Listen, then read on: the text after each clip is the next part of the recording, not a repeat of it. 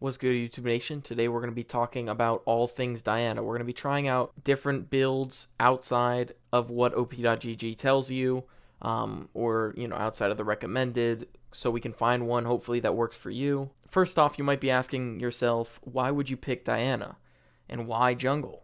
Well, not only does she have a fast clear, but her ganks are actually very strong. You Q and E onto them, and then they flash.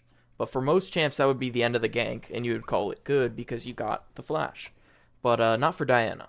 You actually just follow their flash with another E. As you can see from the tooltip, you can see that if it has the starlight on them, then it will reset the cooldown of E, which is very nice. Diana does it all. You can full clear all game. You can look for objectives. You can clear everything, and when there's nothing on the map, you get some free kills. So we're going to just hop right into the gameplay. And first, actually, I'm going to talk to you about the build and what's the idea behind going this. So I was thinking, okay, Diana dashes a lot, as we just talked about. Let's throw in Voltaic Cyclosword. So that actually slows them by 99% and will charge faster thanks to my dash. And if you hit Q and you E, and then you hit another Q and another E, your E can basically never have a cooldown if you keep hitting those Qs. So you can kind of think of your E cooldown being the same as Q, which is pretty cool. So we're going to try to pick every time our R is up. So the other idea behind that is,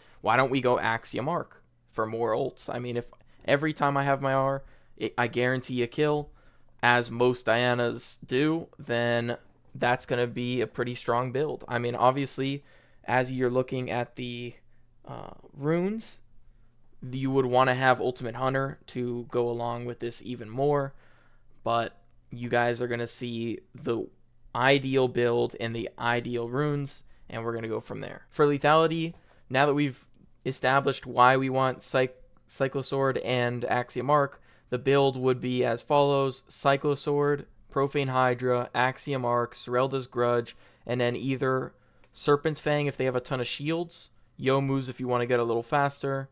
However, I didn't put this in the item set. And then Edge of Night if you're having a hard time getting CC'd every time you go in. Okay, when it comes to crit Diana, we want a little more finishing power, but we want to see if AD will work. The build actually goes as follows. We're going to go Collector for Collector. I mean, you want the collecting passive to get gold because these items are freaking expensive, right? So you want to go Collector into IE, and then you can go Mortal Reminder or LDR. And your last item will be either Phantom Dancer or Navori Flicker Blade. This would be your optional last item. You're going to see that in this screenshot. Your boots can be kind of whatever you want. And I would recommend last item being Death's Dance or Edge of Night for similar reasons as to what we had just talked about. So this build felt a little bit better. However, I had no consistent damage. So I've gone through having a lot of ults, but my ults weren't doing much damage. Now we tried crit. We have a ton of damage, but it feels a little like it's bursty, right? So now we're going to go... Let's try on hit, because I could kill all these squishies, but I could not kill a tank. So let's go right into that. So we're going to try this build, and I'm going to go easy. I'm going to try this with Nashers. So we're still going to go on hit, Nashers, and I guess Ginsu's will be our only ability power items. However, we're going to kind of follow the archetype of on hit, right? So the build will be as follows: Nashers, Ginsu's, Wit's End, Titanic, Terminus, and then Plated Steel Caps or Merc Treads. That will be your on-hit build. Now we're on to something different. We're going to try a similar build, but this time we're going to take out Nashers because we do not need it, and we're going to adjust the build and runes to this. That way you try this, or you can just see how strong you can be on Diana with completely not optimal builds. You know what I'm saying?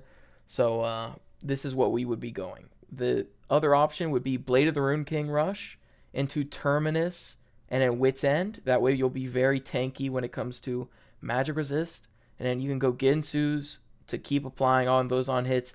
And if you understand Terminus's passive, which we're going to throw up for you right now, you're going to get a lot of armor and magic resist, 30 of each or whatever that is.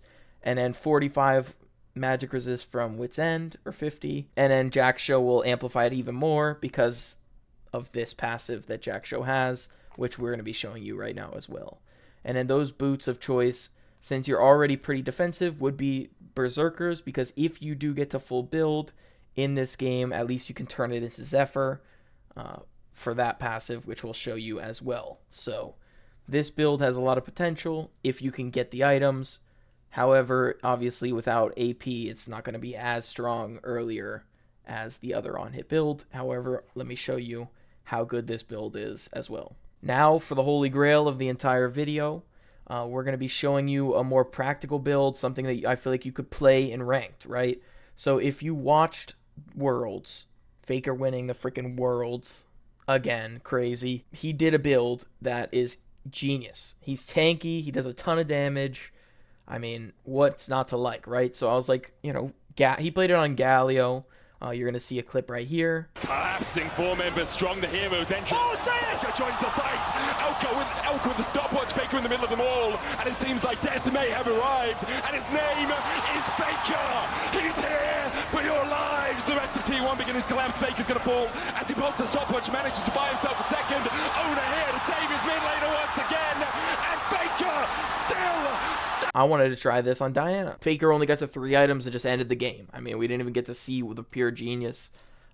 But we're going to go with what I think he would go, or something that kind of fits the idea. So as you can see from this footage, it's going to be very faster clear, or a much faster clear. Our team fights are going to be insane. I can frontline, but I can also assassinate the back line.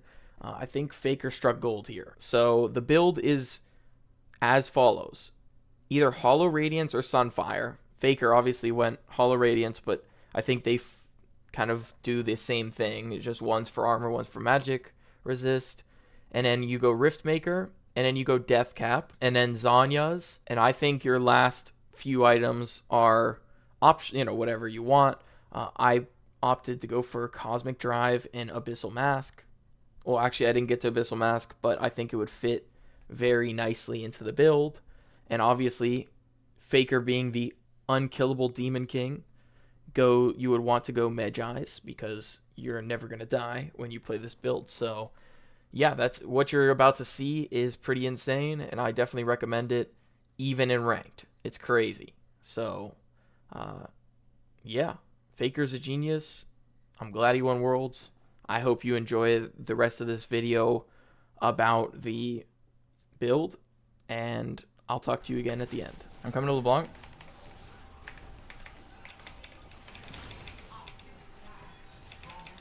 LeBlanc's behind you guys. I'm on Silas.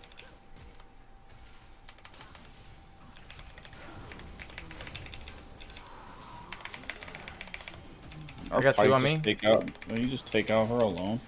Yeah. I mean, bro. Bull. Oh, right here, right here. She's dead. Okay, game over.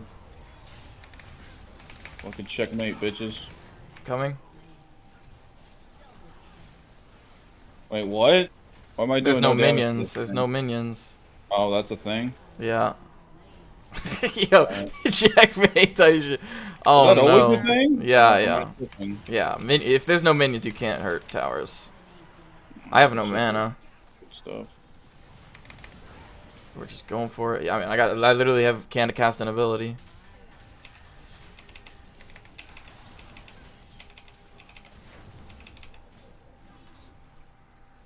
Alrighty, y'all. Thank you for watching this episode. I hope you enjoyed it. It was a bit of a difference. We're going for more of a guide style, right? So I'm going to show you a bunch of different builds. I'm going to give you item sets. We're going to give you runes. And then we're going to show kind of the highlights of what you're playing for. And yeah, hopefully you enjoyed it. If you did, like, share, comment, subscribe. Let me know in the comment section below what you think of this format. Is it better, worse? Is there something I could do better? What could I fix? Stuff like that. There's a bunch of stuff coming to the channel. I'm going to be playing other games just to see how they do. However, I will not, aside from the World of Warcraft and Minecraft, I might do a couple episodes of each. and I will notify you guys. However, if I do any other games like idle games, trading card, shop simulator, whatever, I won't notify you. So I can put it on my channel and see how it does. However, I won't spam your feed, so you don't have to worry about that. But yeah, I mean, I'm going to be posting, in terms of league content, my jungle only series, where if I lose, I cannot play the champion again for the rest of the series. Fun with friends, which is like 20 plus kill games, pretty fun, enjoyable, high energy.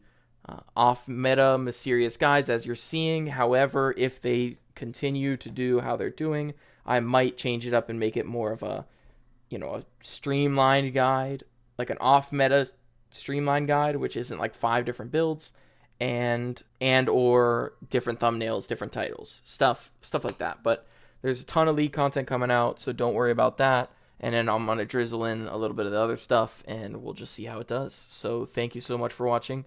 I hope you have a good morning, evening, afternoon, wherever you are, whenever you're watching this. Thank you so much for taking the time out of the day to enjoy my content. You're all awesome people, and I will catch you at the start of the next episode. Peace.